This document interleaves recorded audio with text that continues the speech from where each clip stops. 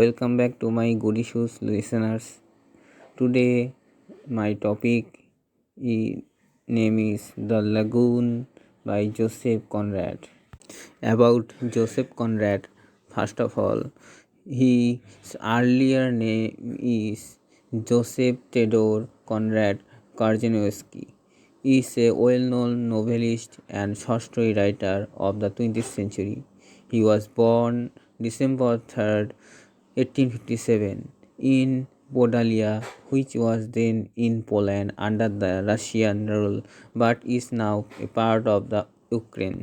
As the legacy of the stories I have been describing, the modern prose, likewise today The Lagoon by Joseph Conrad. We should know Joseph Conrad worked on a variety of ships and he attempted to suicide in 1878 when he was seriously wounded. We can find it in a duel of honor according to his own version in The Arrow of Gold and in a foolishly bold attempt at suicide according to the letters left by his uncle. By the way, I have arranged the novels in chronologically manner. His first novel was Almayer's Folly, published 1895 with the help of Edward Garnett and concluding with the posthumous suspense 1925.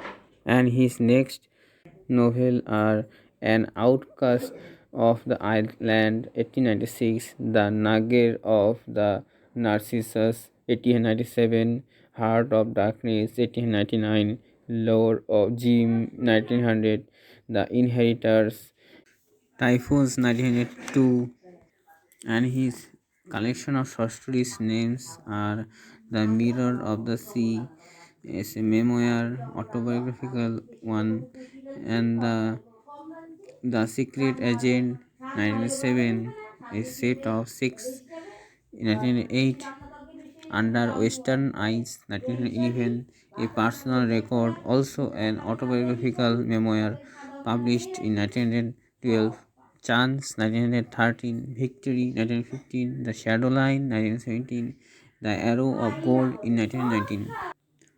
The Rover, which was published in 1923, is a dramatic tale set during the French Revolution. His last essays and the unfinished novel Suspense were published after his death. Two qualities of Conrad are worth noticing. The first is his impressionism. He does not narrate what he sees, as in realism, but portrays the effect that an object makes upon him who observes it. The second is the ideal of personal honor.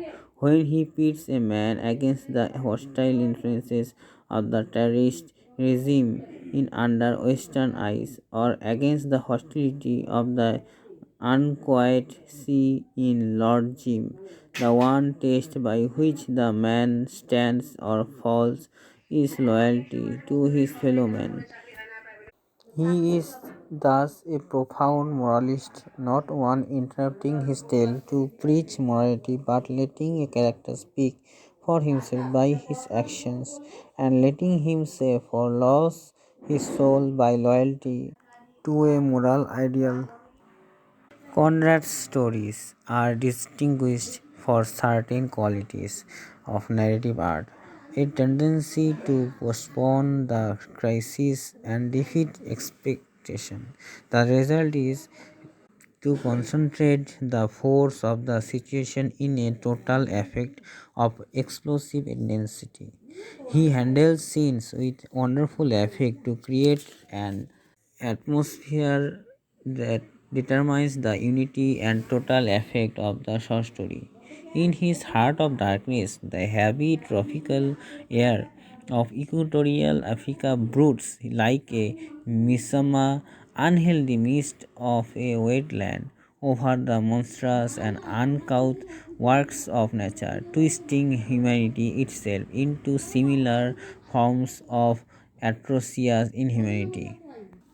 And about his narrative technique is characterized by a skillful use of breaks in time sequence, and he uses a narrator Marlowe who provides a commentary on the action, not unlike that of a Greek chorus. Conrad has been called an impressionist, and the movement of the stories of the images and emotions are portrayed through each character's private vision of reality. Edward Albert has this to observe about his narrative technique, presenting his material in an easy conversational manner through the medium of a spectator, such as Marlowe. He gradually builds up a picture through a series of brief sense impressions, which only reveals their full significance when they finally come together into a complete whole. Such a method makes greater demands upon the reader than the simple direct narrative, but is ideal for the kind of psychological investigations in which Conrad was interested, as well as for the creation of a subtle, all pervading atmosphere which gives the story its own unity. His evocation of atmosphere is tremendously powerful. Conrad's style is not eccentric, but one in which one can easily recognize personal elements that are the author's own. His careful attention to grouping and rhythm and to such technical devices as alliteration enables him at his best to achieve a prose that is akin to poetry. Conrad's novels are not dedicated, though a moral vision pervades his writing. In most of his work, he is preoccupied with man's vulnerability and corruptibility. Despite some decline of interest in him in the 1930s, he is again subjected to much scholarly and critical attention. Lavish in his scrutiny has rightly placed him among the very great novelists in the language. Let's discuss the source of the Lagoon story. The Lagoon is one of the earliest stories written by Conrad. His first novel, Almayer's Folly, was published in 1895.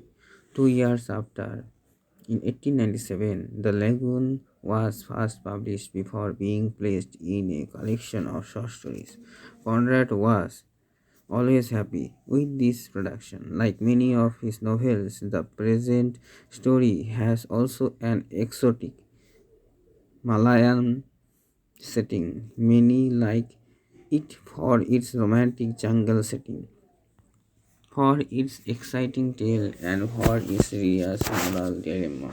About it, Conrad himself said, "It is of my short stories the one I like best myself." Many of the readers have no difficulty in agreeing with this view of the author. Okay, now discuss the title of the story. The word lagoon is derived from the Italian and Spanish laguna, meaning lake. So, lagoon means a shallow saltwater lake, partly or completely separated from the sea by low sandbanks or coral reefs. In Conrad's story, the creek, which comes out of a river going straight into the sea, broadens, opening out into a wide sweep of a stagnant lagoon. It is of weird aspect and ghostly reputation. At night, it gleams with reflected lights and reassembles an oval patch of night sky. In the morning, when the mist drifts away, the unveiled lagoon lies polished and black in the heavy shadows at the foot of the wall of trees. Arshad unburdens the heaviness of his travel in a friend's heart on this lagoon. It is here that he narrates the story of his love and frustration, the story of his loyalty and betrayal, the story of his remorse and proposed retribution by going back to his country and striking against the killers of his brave brother.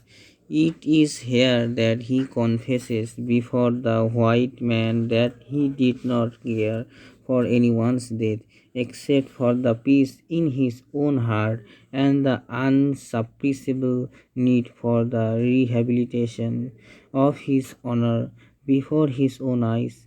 By going back to his country to brave his enemies with a view to erasing his sorrow and shame. It is here that he admits how he corrupted his cherished idealism to remain trust to his brother who sacrifices his all for their sake under the strain of actual experience to save the Amelian anyhow and to lead with her a happy life like the lagoon that is separated from the sea Arshad after his abduction of Diamelin is away from his friends, neighbors, and relatives, whom one incident suddenly turned into enemies. He wished to take her to a country away from danger and death, away from Inchi Midas Fury and the ruler's sword that the lagoon is hardly a model, for it is clear when love becomes useless to him after Damelin's death and when he wants to be away from his poisonous darkness and to see clear enough to strike as the lagoon offers a fine appropriate atmosphere for the dark nights narrates in the darkness of the night. It serves as a worthy title for this short story. Thank you everyone for listening this video.